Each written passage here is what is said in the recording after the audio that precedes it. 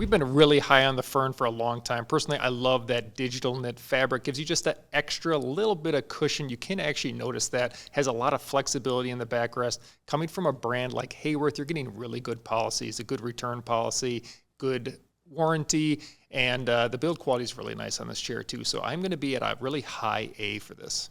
Ryan, what do you think about the build quality on this? Because that's actually one of the things that people have kind of been complaining about as of late, is that they're a little bit disappointed on some of the build quality. I think it comes down to some loose parts. I've noticed it on our chairs too, but I mean, overall, I think the chair is fairly well built. I mean, it's all nice components.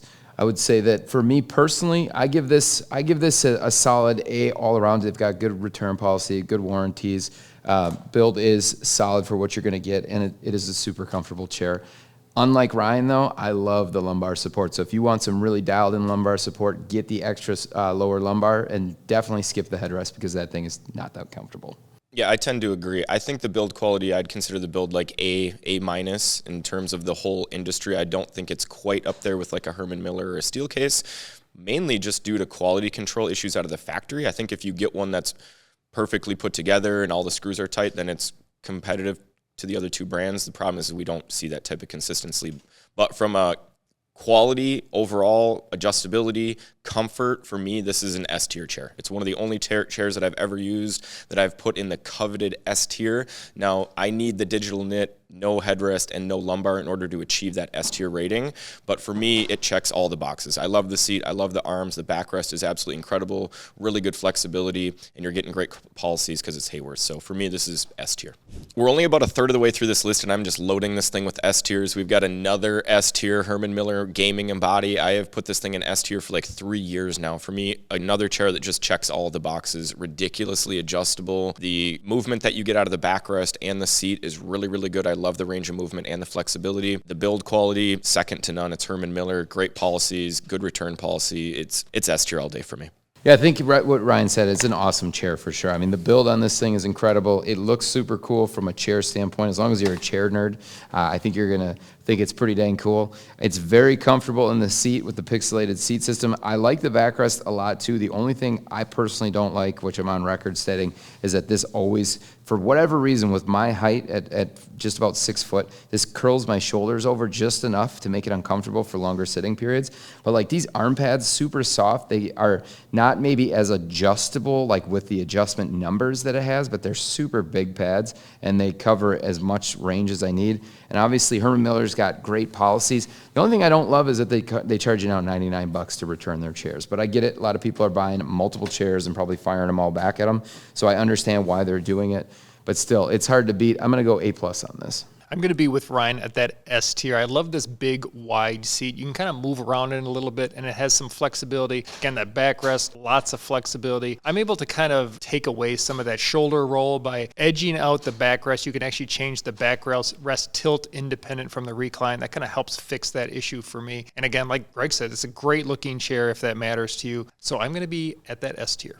The Libernovo Omni chair, I bet a lot of you have been waiting for this one. Now, if I have to look at this entire list of chairs we talk about and think, okay, which one do I want to spend all my time sitting in? Libernovo is going to be on the top of that list. Maybe not number one, but definitely in that top 5. And the fact that it's less than $1,000 makes this what I have to consider an S-tier chair. Now, there are some question marks. We don't know a lot about the brand. It's definitely new. They do give a 5-year warranty, but when you don't necessarily know how reputable the brand is, what does that warranty really mean? And we still are just looking at a kind of a pre-production model. So there's a little question marks of if they fixed a couple of different things. So I'm going to be optimistic and give them the benefit of the doubt that they're a reputable company and that the couple problems are going to be fixed. And I'm going to stick with that S tier. Yeah, this is an interesting one to score just because of all the things that Robert touched on. Like right now it's being sold basically on kind of like a pre-release system launched on Kickstarter. They've been crazy successful with their launch. And I really am impressed with the comfort of the chair. I mean, it's probably the softest chair that we have in the office that isn't just a poof ball that you sink into and provides no support. The seat is ridiculously soft. The back is super soft. The headrest is really soft. I really like the armrests aside from the adjustment on the height range. They don't go low enough for me to use them the way that I do at my desk, so I kind of have to make them work. But it is soft in all of the right places. You've got kind of like that Embody backrest design where you have a ton of room to move your arms around and swivel. You can see the recline range is absolutely insane. You got decent policies with the warranty, and you got the returns. I am right there with Robert, though, where I do question how valuable that warranty is. This is kind of a recently launched product from a company that we don't know a ton about. So for that reason, I'm going to go with a B+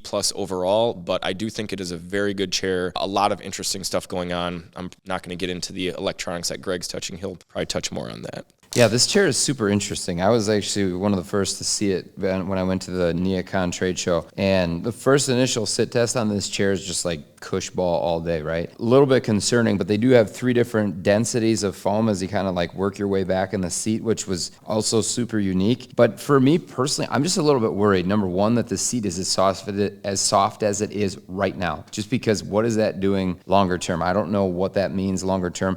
It sits a little bit too soft for me personally, and it feels warm because of that. Like these guys have said, I mean, there's millions of adjustments on this thing. Seriously, like everything is moving. Is that a good thing? I'm not sure. It's just so new. It's hard to say. The headrest has like all kinds of adjustments too. Like you're going depth adjustment. It's got the height adjustment. It's pivoting back and forth. You've got all these like things on the backrest. I mean, I just don't know how long this thing is going to hold up like this. I hope it will, but they don't really back it with a great warranty. I think, what is it on there? Is it a 5 and 2? So you've got 5 years on the chair itself and 2 years on the electronics, which, you know, everybody's a little concerned there. For me, I go A+ on this one. Comfort, probably closer to A just because of the softness. I feel like it might be super long sitting. It's probably going to be not perfect, right? Like it's not S-tier material, but it's really good. And then just my concern overall for how this thing holds up, I got to hold it back overall. So I'm going to give it a B+, which I think is pretty fair. If you want to see how we rank all of the most popular chairs, head over to BTODtv to see our full office chair tier list. Click the link in the description.